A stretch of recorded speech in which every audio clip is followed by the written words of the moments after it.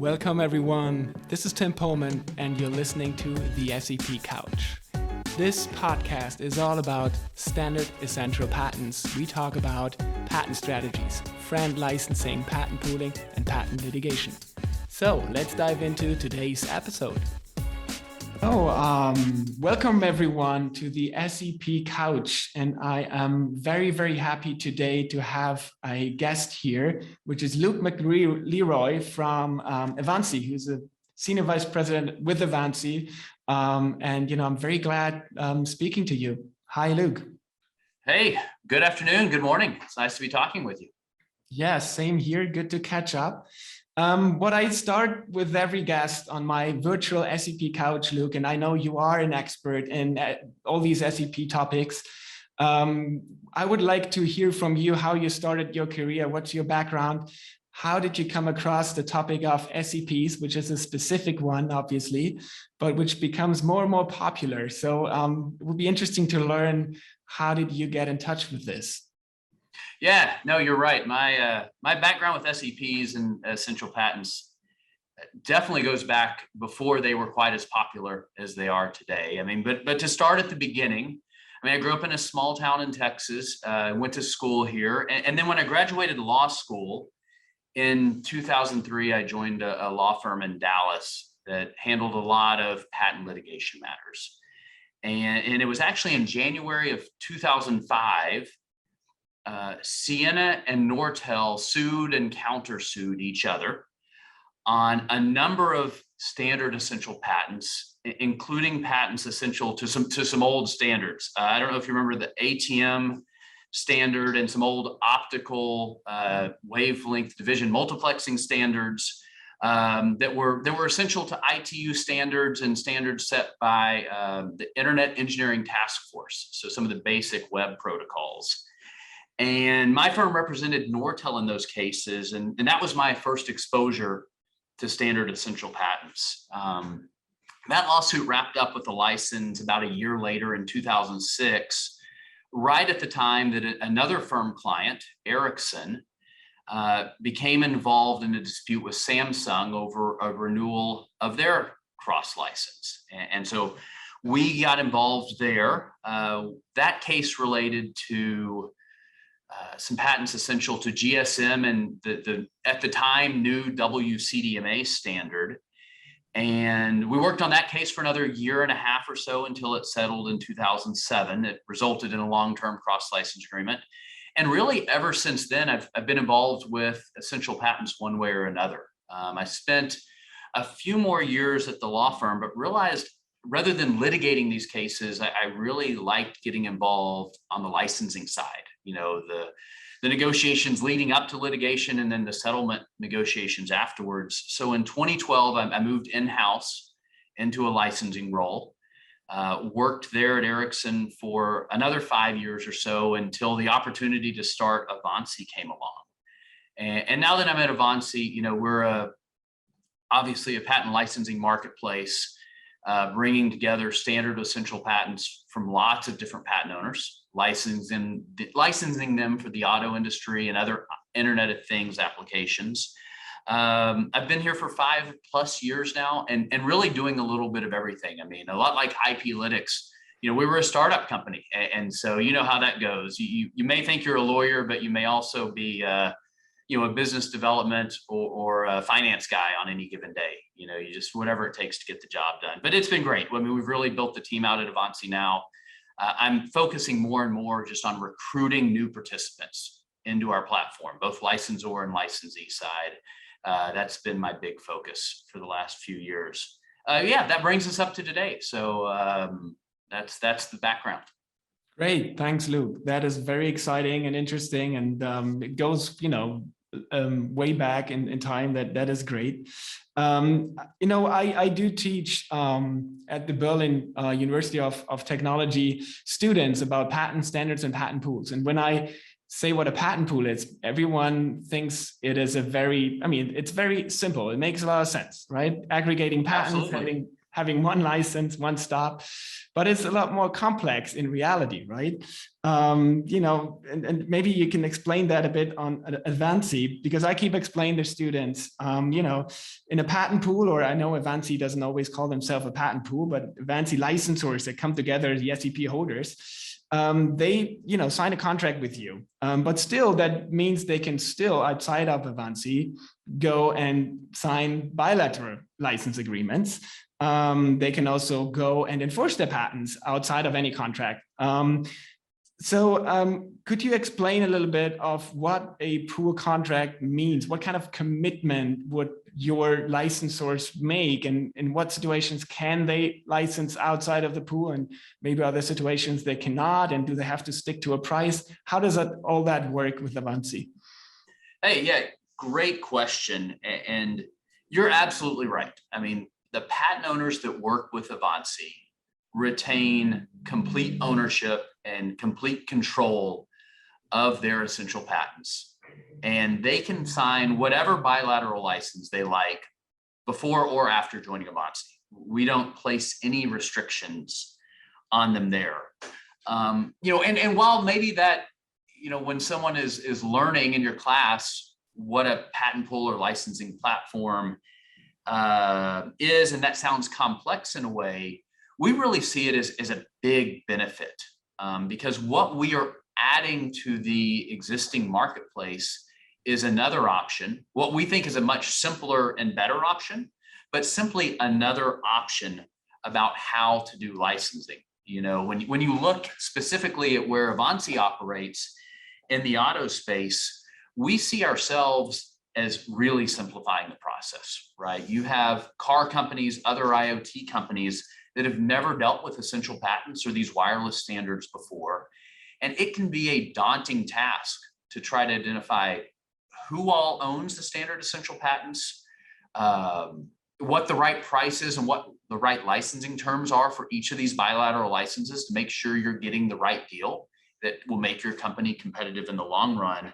We see the Avanci license is just a lot less complex, a lot better alternative, where they can get a license on a standard set of terms. They sign one agreement with us that will actually keep growing over time as more patent owners join. And they get confidence that they're paying the right price and the fair price.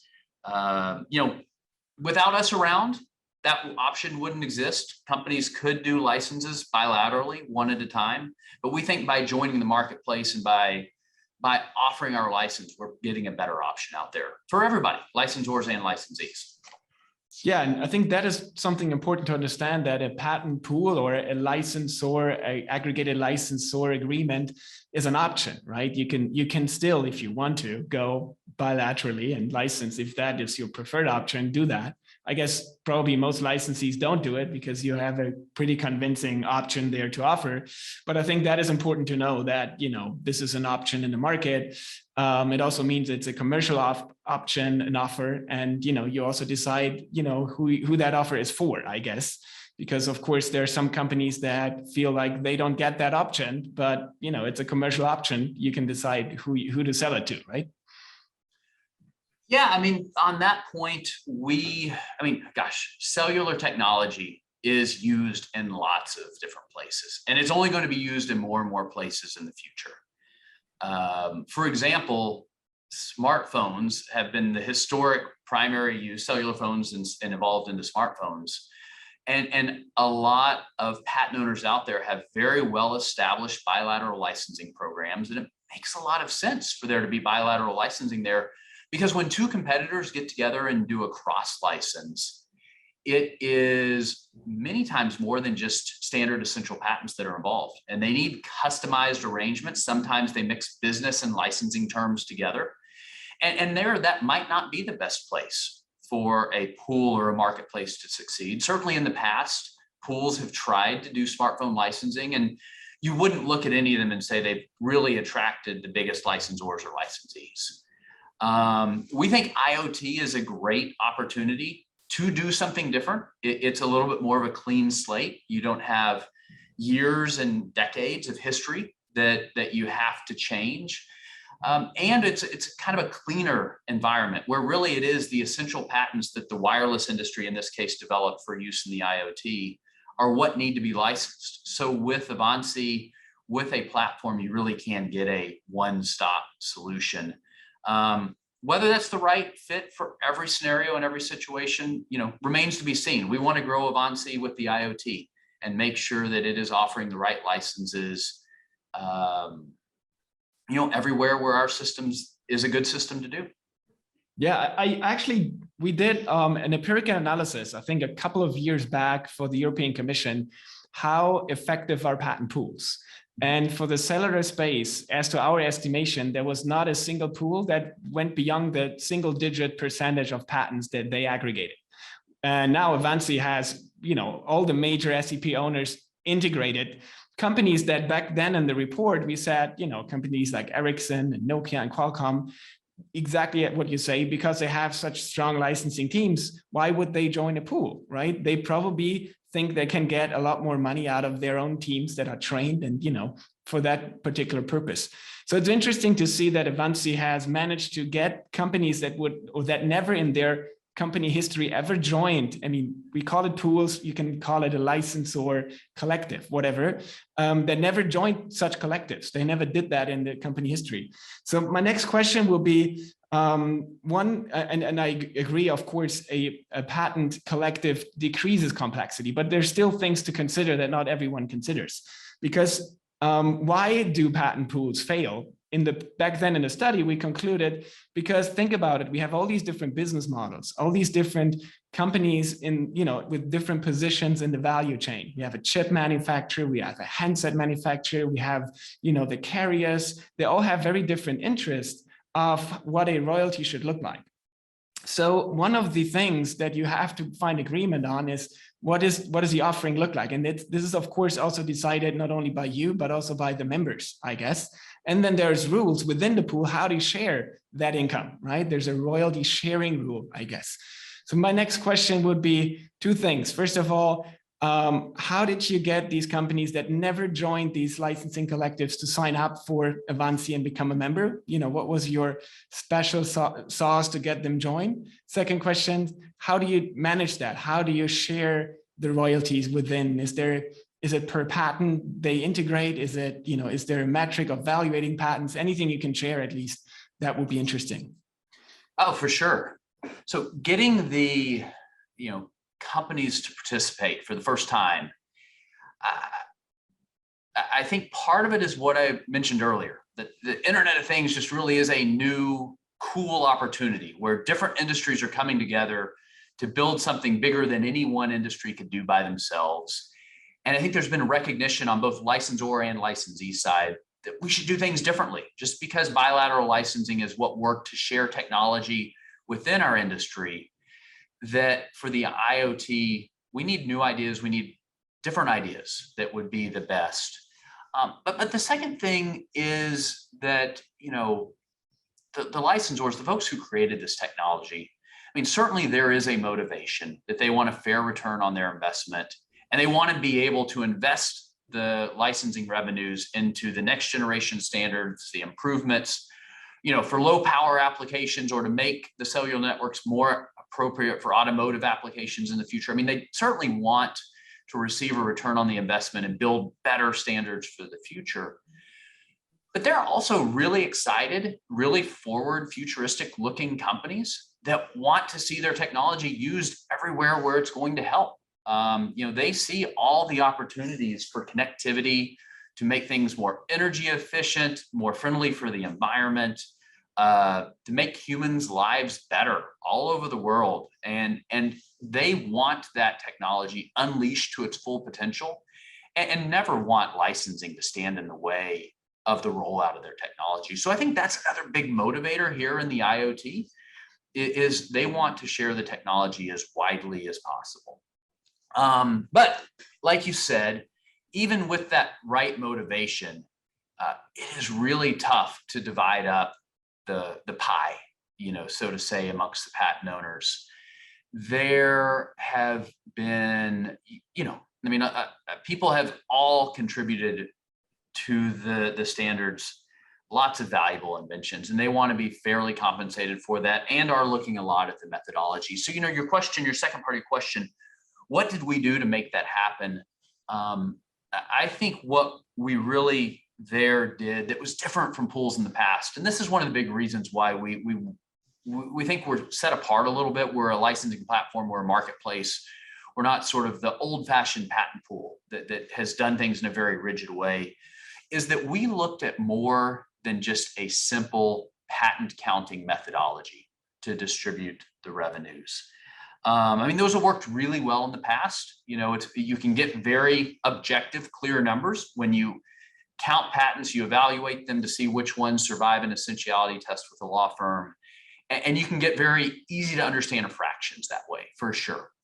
But what we realized, and feedback we heard from some of the key patent owners, was that when you value every patent the same, and you don't find a way to take into account the fact that patents have different values, that not all patents are created equal, you're going to shortchange the patent owners that have the most valuable patents, and they will be less likely to participate in your joint licensing effort if they feel like their patents aren't credited in the right way. So what we've done is we've added actually some factors in addition to patent counting as a way to try to still objectively, but add a measure of value and not just a quantity on the patents. And so we actually look at contributions that these companies have made historically to the standards as another factor. The companies that are there meeting in, meeting out, 3GPP, sending lots of delegates, making lots of contributions to the technical development of the standards, we believe are the companies most likely to have valuable inventions. So that's part one. And in part two, we also look at the historic success companies have had licensing their patents.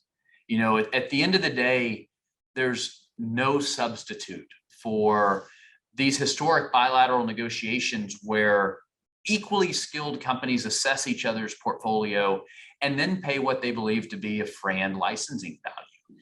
And so we look at that factor as well as a way to add a quality and not just a quantity factor in the distribution methodology we use. So I think that's one of the things that is something we've done different, something we've done maybe a little better, and has helped ensure such wide participation in our platform in the cellular area.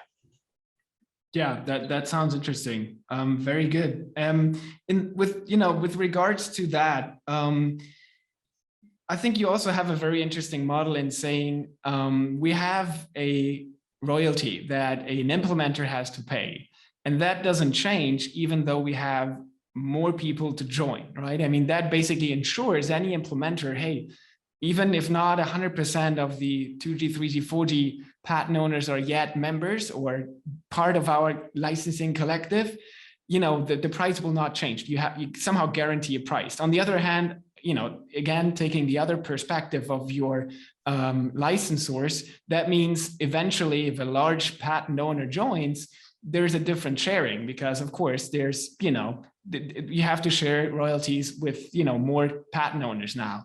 How did you, is there like some threshold? Is there some guarantee for your members that they get a certain license out of it? Or how does it work? How did you make the licensors agree to that? Yeah, well, you're right. That is a huge commitment made by the patent owners. A big, compromise on their part that they are willing to accept the uncertainty of what their share will be to ensure that the licensees get predictability for planning their business. You're 100% right. Really, what we think the trade-off is just the platform nature of this, right? As you get more licensors, more licensees show up. As more licensees show up, more licensors show up. And really focusing everyone on the potential that, at the end of the day, this will be the best solution. This will share their technology most widely. This will generate the most licensing revenue for their business and get them the most patents licensed in one spot. It works both ways, right? BMW committed to us when we had 8 patent owners, and they were our first licensee. We only had 8 patent owners. We now are actually up to 47 this week. And certainly it was BMW's commitment of being sort of, when you look at the chicken and the egg, the first egg, so to say, it attracted a lot more patents. And it's, that commitment, that belief that there's a better way to do licensing that has made this work. And it's really on both sides. We'll join and that'll cause the next guy to join, and it'll just grow and grow and grow to be this platform that's bigger than any one company could have put together by themselves. Yes, no, that is interesting. That makes a lot of sense. And I think one thing that we keep hearing is, and I don't know if it's true, but there's a saying that, one of the issues why we see litigation, why there is all these policy debate on it, is that we have a clash of cultures. We have the telecommunications cellular companies. They have all these trained people that for years or even decades are used, to go into licensing negotiations. These guys are highly professional, highly skilled, and they know what to do, right? And they have a very strategic view on patent licensing. And then you have the auto industry, who is used that they have gentleman agreements. I mean, there's hardly, I don't know of any patent litigation across OEMs, right? And even within the value chain, there's nothing. They pretty much leave each other alone. They have their patents, obviously, but there's no litigation on them. But now, suddenly someone, comes up and asks for a license on the OEM level, eye to eye, not that they have the power of negotiating with their supply chain, and also, the gentleman agreements across the OEMs is gone. So I keep hearing that is or was a clash of culture. What is your perspective? Was it really a clash of culture? Was it something that, could easily be solved? Any insights on that? Yeah, no, so yes, absolutely. The way I would say it is there are much different traditions of how IP is handled on the telecom wireless side versus the auto industry. It's been amazing to me as we've gone through this project over 5 years. It's the same laws that we all operate under, right? The US patent law or the German patent law, it's the same for the auto industry and the wireless industry. But the industries themselves, the way they work under those laws to share or keep proprietary their technology is much, much different. And so I would say not so much a culture clash in that there's, I think everybody has a similar respect for IP, but just more of a different tradition in how they handle IP within their industry. And here I wish there had been a magic secret sauce or a great legal term or license agreement, set of conditions that would have made it possible to bridge that gap. It really hasn't been. Here I think it's just really the mindset that our company established, really led by our CEO, that he put in place to bridge this gap. One of the first things that we're very important to us is that we are independent. We aren't owned or controlled by licensors or licensees, right? We're a completely independent company that is here to find solutions that work. That's how we succeed, is if we find compromises that everybody can agree to. So we're not looking to optimize the licensing conditions for one industry or the other. We're really looking for a solution everybody can accept. The second thing that we're really, I think, become really good at is listening. Our CEO has told me a dozen times before every meeting I go into, his favorite thing to say is, Luke, you have 2 ears and 1 mouth for a reason. Do more listening than talking. And it's only by listening and asking the right questions, you really understand what each side can accept, what they cannot accept, and why they have those positions that helps you bridge the gap.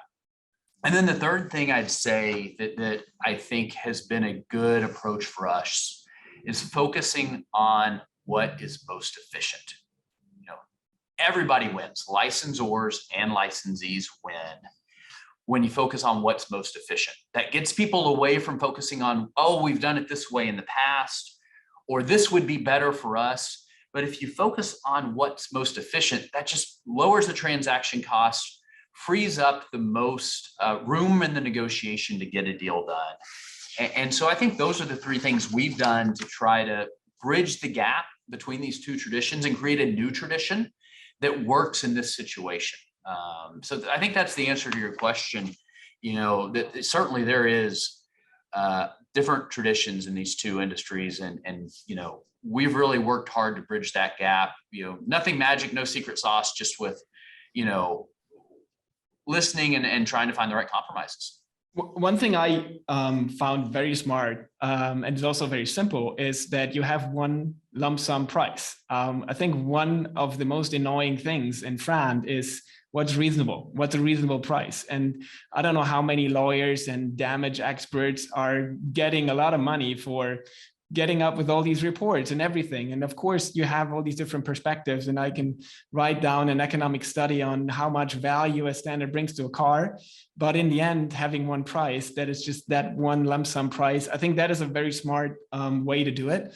But one question or one observation, I don't know if it's accurate, but I see that you have a lot of success. As you said, 47 companies sign up for it. I see a lot of OEMs in the automotive space that are rather producing high-priced cars, and obviously that makes sense for them. $15 per car may be less money than for a car manufacturer that has very many low-priced cars, where we know the margins are different.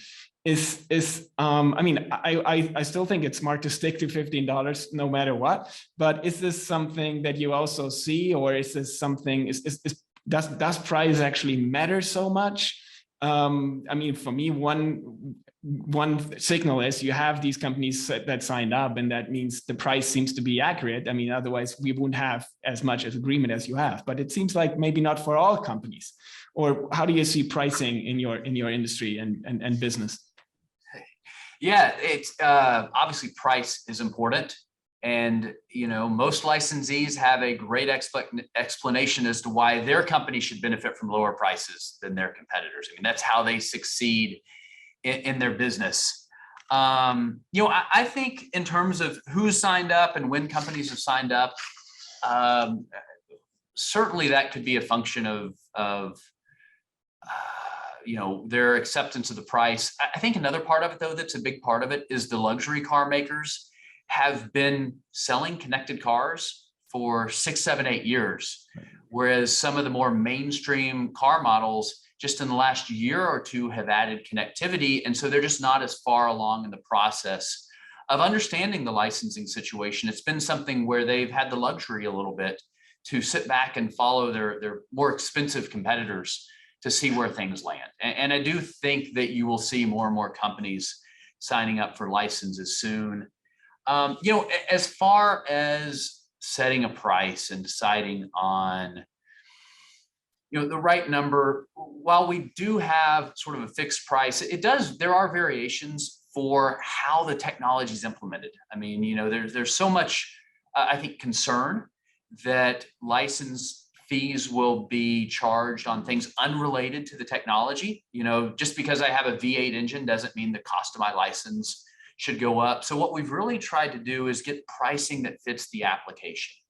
And for our current program, that means we have 3 different price levels. There's a option that's $3 per car when the connectivity is only implemented to satisfy the government mandates on e-call, right? So you do see quite a few cars out there, especially in Europe, where there is connectivity implemented just for e-call, and they will pay a much lower price.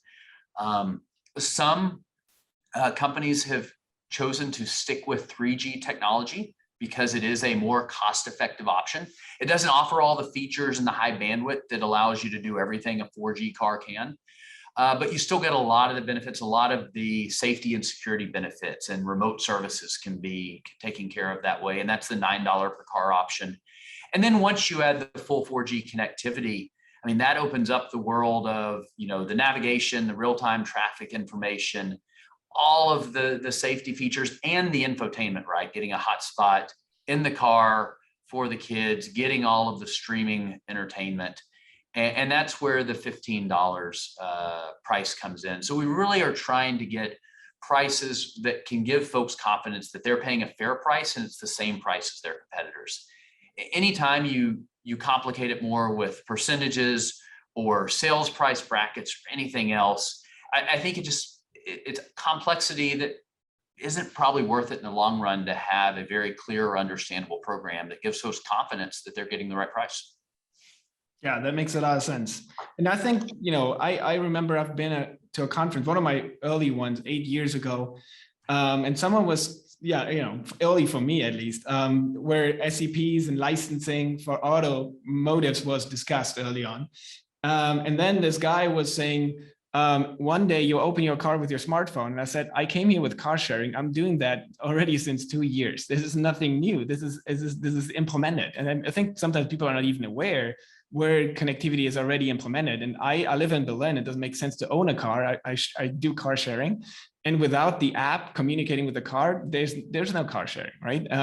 Without most of them are electric now. Without knowing if an electric station is occupied, there's no electrification. So I think most of the enabled technologies that will change the automotive space are heavily dependent on connectivity.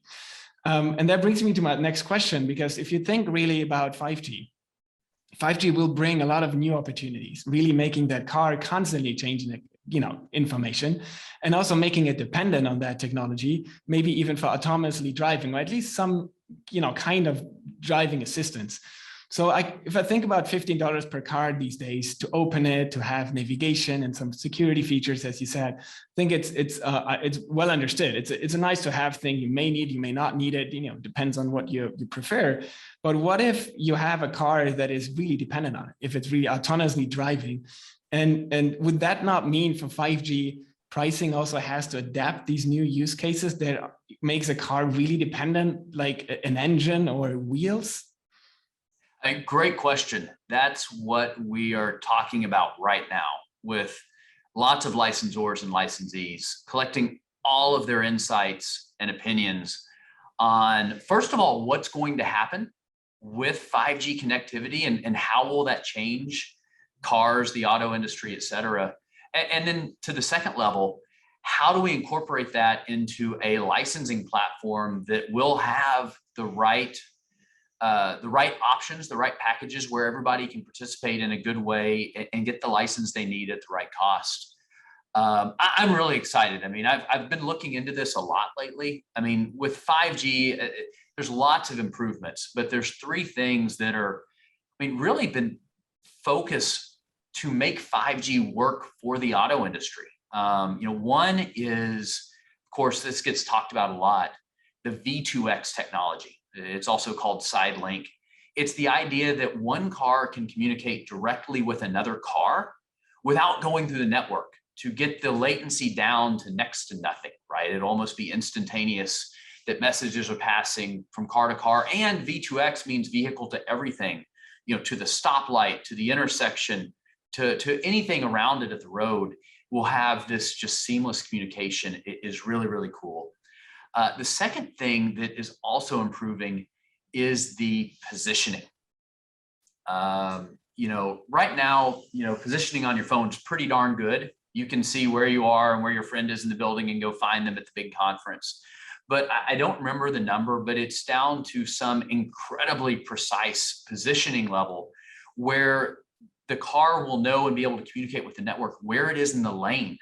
So when it's driving, it knows exactly its position, where you can make those millimeter inch driving decisions that you need to make to get your car safely from point A to point B. And then the third is just the increased reliability bandwidth that's also coming with 5G. So you can, in a self-driving situation, depend on the connectivity to be there, that it's not going to, drop the call, so to say. And with those three coming together, you see the first 5G cars rolling out now. It's really going to be cool to see what the auto industry can build on top of that. What applications are we going to see? What new it's like with smartphones, right? You didn't know everything the iPhone could do the day it was released. It was only after all the app developers and Apple and Samsung and everybody else got involved, and they built all these cool new applications on the functionality that the network provides. And we're going to see that same thing happen with cars over the next 5 years. We can't even imagine what they're going to think of. It's going to be great. So yeah, when it comes to setting up the licensing, we have to take all that into account. We're becoming and trying to become, as best we can, experts on where all this is going to go. So we have a license that we can sign next year for 5G that's going to be relevant and going to be the right set of terms for the next 10 years. It's a little bit of a daunting challenge, but I think we're most encouraged by the fact that licensors and licensees want to have that solution in place so we can focus on building all the cool stuff with the technology and not worry about licensing the whole time. No, that's actually how it should be, right? I mean, we should support the innovation here and not, waste time with licensing. I think that's a good step forward. But maybe just one more question. I don't know if you can answer. So you said probably next year there will be a license program for 5G, which is great because I think it's very early on. If you think about 2G, 3G, 4G for automotives, when the licensing was in place and when the technology was implemented, there was multiple years in between. So 5G just is, as you said, first cars are rolling out. So you are very early on for licensing. But do I understand this correctly? There will probably be different packages, making sure that any use case of the future can be covered, because that's exactly what I feel. I mean, to me, at least, setting a price now will be difficult. As you said, what if the car uses the network more heavily than you ever imagined? That must create more value to the car and ultimately must be priced differently. Pricing is open right now. We're getting feedback from licensors and licensees on the situation. I can tell you there seems to be agreement from both sides that the price could be higher, but not substantially higher, not a doubling or tripling or anything like that, but that there would be some incremental increase because there has been a lot of work put in to make 5G really work that much better for the auto industry. But in terms of any specifics, I think it's maybe still a little too early for that, but who knows, maybe my colleagues or me or someone could come back on next year on a future version of the podcast when we've got this ready to go and tell you all about it. I think that'd be great. Yeah, no, definitely would love to have you again or any of your colleagues. I mean, this is really exciting. And I think it will shape also a bit where we go with SEP licensing. I mean, which is really touching, a lot more than the smartphones and the computers. And this is also tying to my next question. You are now the you specialize on the automotive vertical, which is probably the first real implementation of IoT, right, in a vertical. But the big question would be now, what's next? I mean, will Avanci may also engage in other IoT verticals? And in your perspective, from all the talks you have with experts, what could be a vertical that would be interesting actually for the licensors and also licensees that could be the next one to tackle? Yeah, it's a great question. And I really see a couple of trends here. One is the interest in the low power wide area technologies. So, a lot of IoT applications don't need the super low latency and the huge bandwidth that 5G or heck, even 4G for that matter offers, right? They are looking for something that provides connectivity and a connection to think of a smart meter to report how much of a utility has been consumed, to let the network know if there's a problem that needs to be resolved. But if a message is delayed by half a second, or if you can't stream video, that's not important. And so the challenge is to get the technology packaged in a way that is low cost and that in many cases can work off of batteries, for 8, 10, 12 years. And so that's where I see a lot of the next applications will be in these low power sensor networks, the monitoring functions, things where we can much more efficiently keep track of our infrastructure and our networks without having people and trucks driving up and down and all over the place. And so I think that'll be an area that is really interesting to follow. The other one that is interesting where you see a lot happening are the automated factories. I mean, you see some really cool pictures of what people are doing, combining robotics and connectivity in a way to automate factories. That I think is another area really worth following, and something we've got our eye on. Yeah, which is not too far from the auto industry, because most of them are producing cars. I mean, they're producing everything, but the car manufacturing sites are also, some of them. But I think what is interesting, as you said already, the challenge will be maybe a different one. Now you have, cars compared to smartphones, a lot less, right? I mean, the volumes of smartphones sold worldwide are much higher than cars. But the car is a valuable, product, a very valuable one. But then we talk about all these smaller sensors with battery, and then sending just a message. Maybe even 2G, 3G will be enough for that, or some, certain part of 5G, I guess. So you have maybe in volume a much larger market, because you can put a sensor anywhere, right? But the product it relates to is probably of less value, right? So it's high volume, low cost, right? Is that about true? I think that's exactly right, and the cost of everything needs to be lower for those applications to succeed. The cost of the physical components that you put into your product, the cost of the service provided by the network operators, and the cost of the licensing, right? It needs to fit in based on how they use the standard, how they use the technology. It's imparting a certain amount of value, and all of those need to come together to make it an attractive option. So yeah, you're absolutely right. It's one lesson I've learned from this experience is there's no one size fits all solution. I mean, just because we've got a platform that's working really well for the auto industry, and with a way of working and a way of licensing, it doesn't mean that we can just take that model and replicate it, and it's all of a sudden going to work for pipeline sensors on oil and gas pipelines across Europe, right? It's a different network. It's a different set of products. A lot of things will need to be done differently to adapt to get a solution that works in a different industry with a different technology. And is Avanci going to be in that business, or is that not decided yet? No, I mean, we see ourselves as a licensing solution for wireless technology and the Internet of Things. And we're keeping an eye on all the developments there. Not to say we're going to get involved in every one. Some may not need our licensing solution, right? But where we think we can help, where we think our alternative is an improvement over the existing situation, that's where we'd like to be involved. Yeah, no, that makes a lot of sense.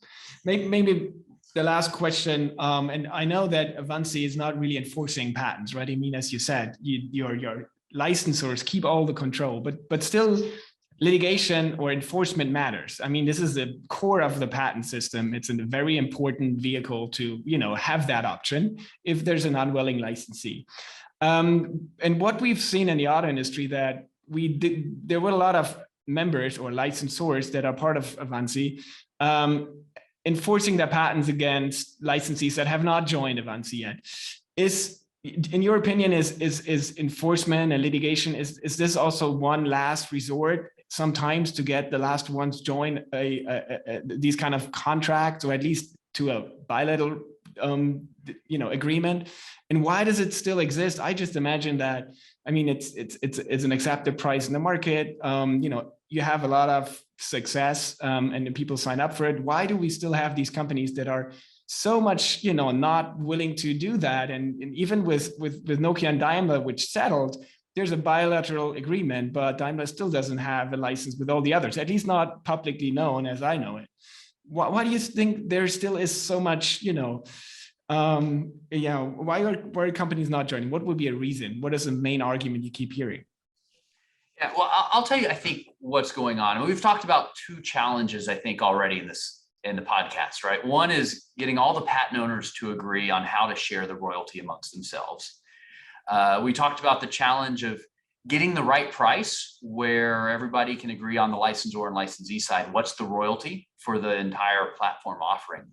There's a third challenge we haven't touched on that is, one, I think, fairly unique to the auto industry. And second, it's probably been the biggest obstacle for companies to conclude licenses, and that's the supply chain within the auto industry.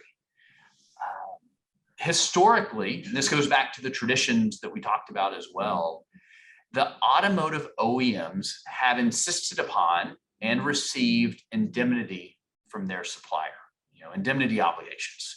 Essentially, I'm providing this component to you free and clear of any claim of patent infringement, and I rep and warrant to you that I have all of the licenses I need to sell this product. It turns out when a lot of these supply contracts were negotiated, like you said, years before Avanci was around, in some cases, years before the technology was put into the cars, the procurement teams in the auto industry and the sales teams at the suppliers didn't know of or plan for these licensing costs. And so what you have is a situation where they're selling a component at a very competitive price so they could, beat out their competitor and get the business with a very small margin, if any margin at all some days, and with pretty broad indemnity obligations.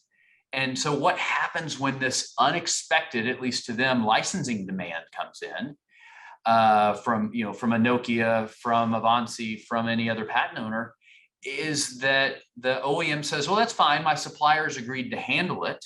And then you talk to the supplier and they say, oh my gosh, we didn't plan for this cost. If we take these licenses now, we're going to lose money every time we ship a component. I can't take the license and turn my business into something that loses money every time we sell a part. And so you get into this situation where now there's a third challenge, and that is how do you allocate the cost of the licenses between the OEM and their supplier, and maybe their tier 1 and tier 2 supplier as well. And so there's actually a third negotiation that's going on, and it's amazing. In a lot of our negotiations, as soon as a cost sharing agreement is reached with an OEM and their supply chain, it's really easy to get our license done. But until that point, I think everyone is worried, well, if we go take these licenses, it could hurt our position in the separate indemnity negotiation that we have to take care of. So I'm better off not moving the license forward until we have that resolved. So there's actually this third challenge that is, it's understandable how it showed up. Everybody kind of has a reason why they are where they are and why they're doing what they're doing. But it leads to inability to move the license forward. And eventually, the licensor says, well, someone needs a license to my patents, and my only option now is to file a lawsuit. And so I think that's one of the main reasons why you do see litigation is because of the difficulty in navigating not just the license discussions, but also the indemnity discussion and within the auto industry. Oh, that's very interesting. And I would assume like 5 years ahead, when all these supply chain costs are taken into account for the next negotiations, I don't know what their cycles are, but I could imagine it should be a lot easier or getting easier, because the next contract renewal would say, well, we have to, your connectivity box, we have to, think about the prices on top of that, right? Absolutely. I think we already see that in discussions about 5G technology, that the SEP licenses have been a much bigger topic in the RFPs and the RFQs that suppliers are responding to.